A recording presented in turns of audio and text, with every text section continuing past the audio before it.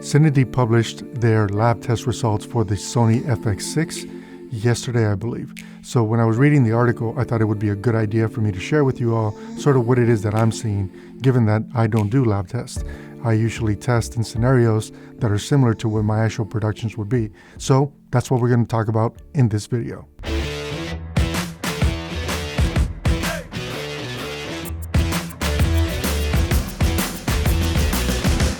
I want to thank today's sponsor, Soundstripe, for sponsoring this video.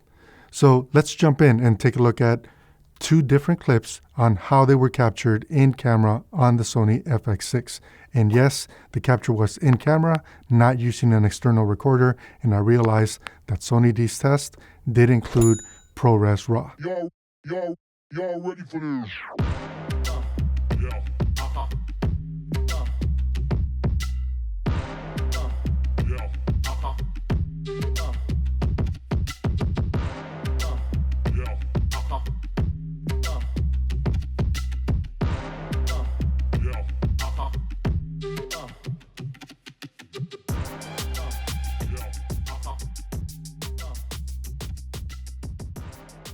The LUT clips are nice, rich, and full of information, and you can very clearly see that we are not clipping dark areas of the image, as well as not clipping any highlight information. And in fact, when we look at the waveform, we can very clearly see a nice arc where the window would be represented in that waveform instead of a shelf, which would mean we clipped information or the sensor is not able to resolve detail in that highlight area. So let's take a look at what these clips look like after they've been corrected.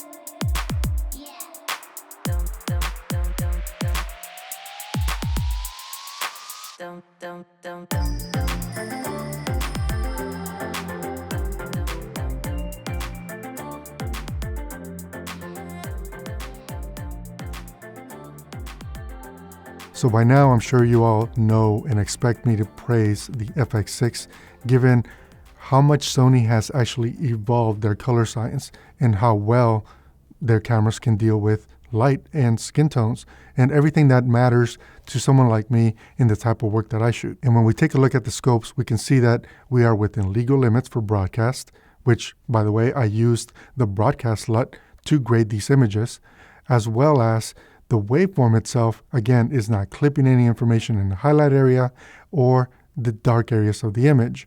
And the highlights have a nice gradual roll-off.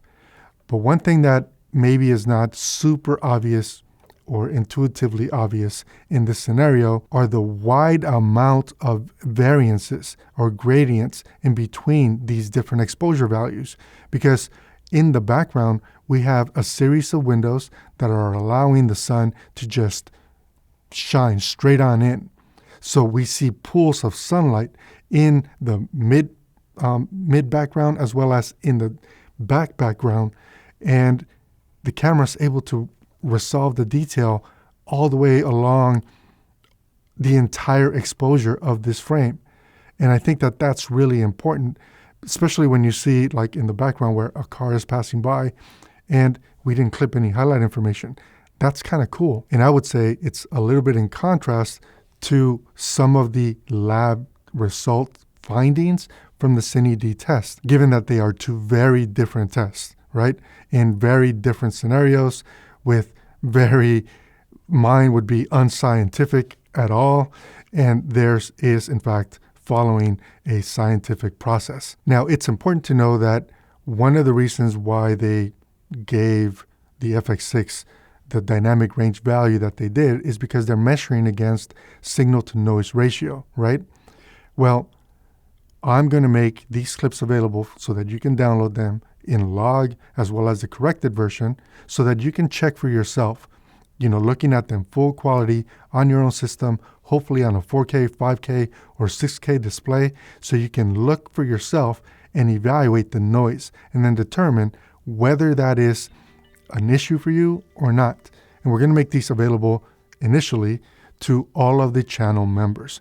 So after the channel members have had a chance to explore and use them for a few weeks, we're going to make them available to everyone else.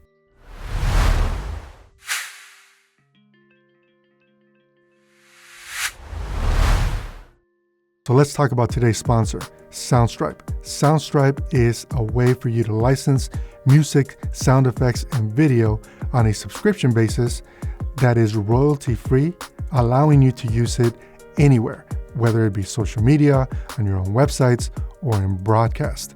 That's really critical and important. The other thing you don't have to worry about is relicensing every single year or paying additional fees to keep that license active after your first year. All licenses are perpetual.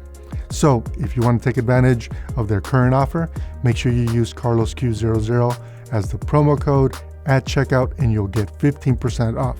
But there's one more thing. I want to pay for your subscription. So I'm holding a raffle. Basically, it's a contest. If you choose to buy a Soundstripe subscription, all you have to do is send me your proof of purchase by filling out the form that I'll put in the notes, and you will automatically be entered.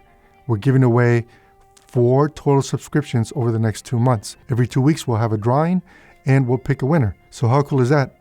You could end up buying a subscription that actually is completely reimbursed to you for that entire year. So be sure to check out Soundstripe and use promo code CarlosQ00 at checkout.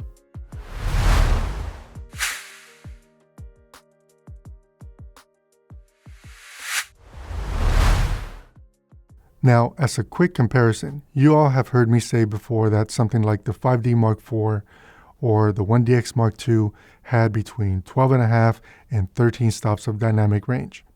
Well, I'm going to show you a clip of the 1DX Mark III, and let's take a look at how it was captured.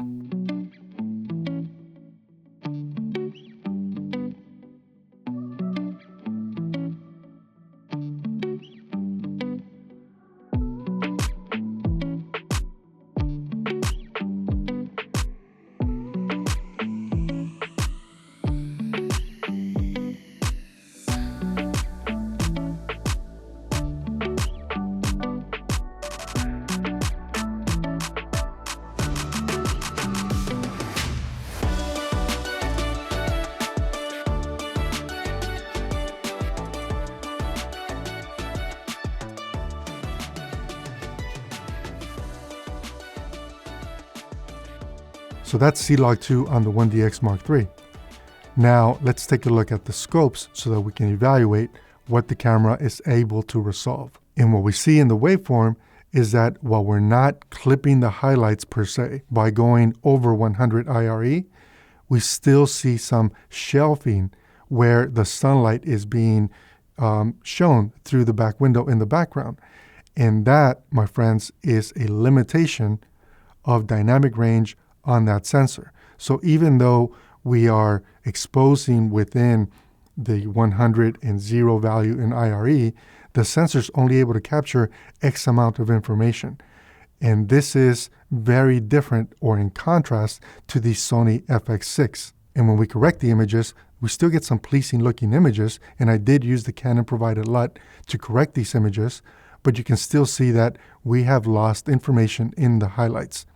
And that's the one thing that has always plagued Canon cameras that are not made for video. In other words, non-cinema cameras. So like the EOS R or the 5D Mark IV, or in this case, the 1DX Mark III.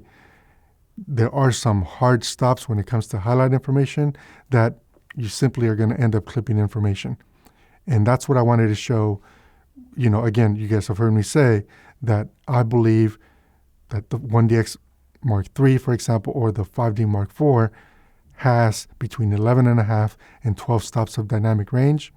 Well, if I compare that to the Sony FX6, you can clearly see that the FX6 has a significant more amount of latitude or information that it can gather between the highlights and the midtones, and then also all the gradients in between. As usual, I hope you guys found the information a little bit useful, somewhat entertaining, but more importantly, understand that lab test and real world test, or test even like the ones that I do, where I kind of mimic the real world or a shooting situation that I'm going to be in, may not always line up. And it doesn't mean that any one of them are wrong. It just means that if you put in the work and test, you'll be prepared when you get on set. Until next time, I'm Carlos, and I'll catch up with you guys in the comments. Take care.